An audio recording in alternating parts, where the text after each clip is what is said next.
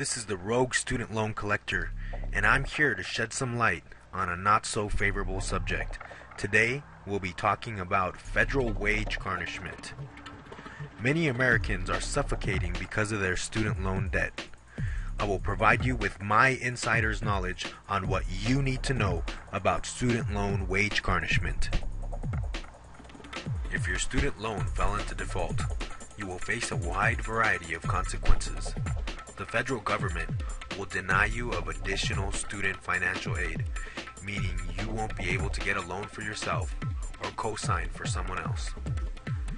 You will no longer be entitled to defer your loan or place forbearances on your loans.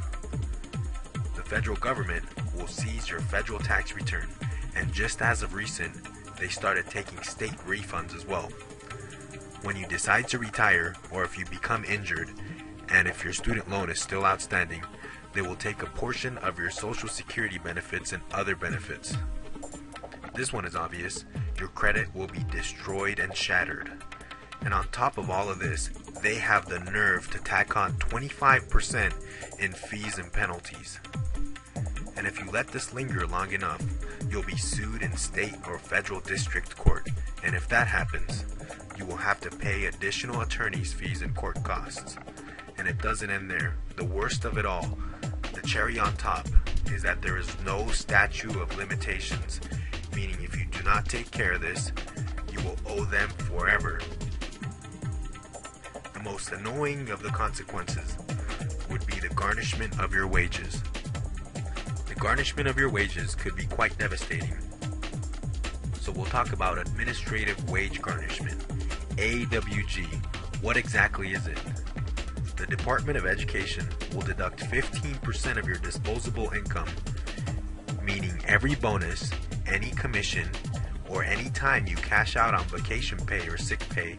Since the garnishment is a percentile amount, they will deduct 15% of this.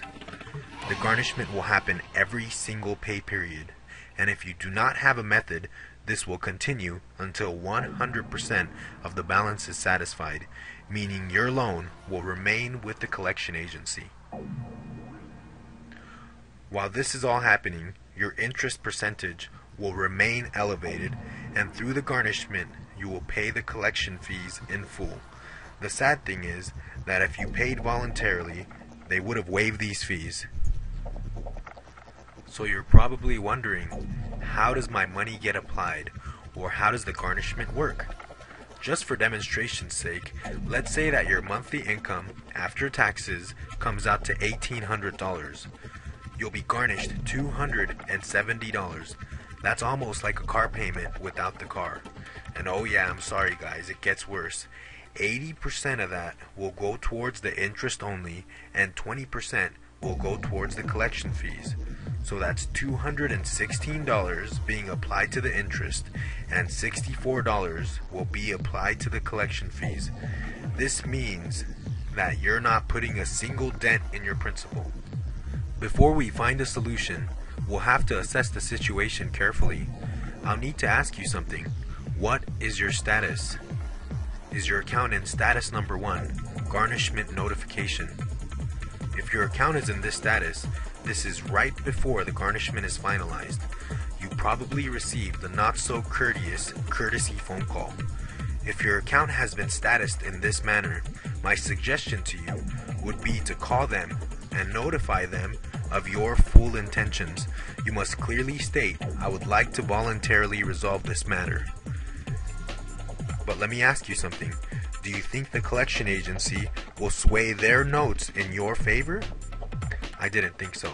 So to make this formal, call Department of Ed's customer service line at 1-800-621-3115. And your best bet is to call them and get this documented. Make sure you mention to them that you would like to voluntarily resolve this matter. Once you've done this, the customer service representative will transfer you right back to the collection agency, and when that happens, you'll have to establish a formal arrangement immediately in order for you to sidestep this garnishment situation. But just as a side note, the funny thing is, this 800 number, the customer service line, is is also a contracted company, just like the collection agency. Moving on forward is your account in status number 2, pre-garnishment status. If your account is in this status, you probably received a letter with an offer which will expire in 30 days.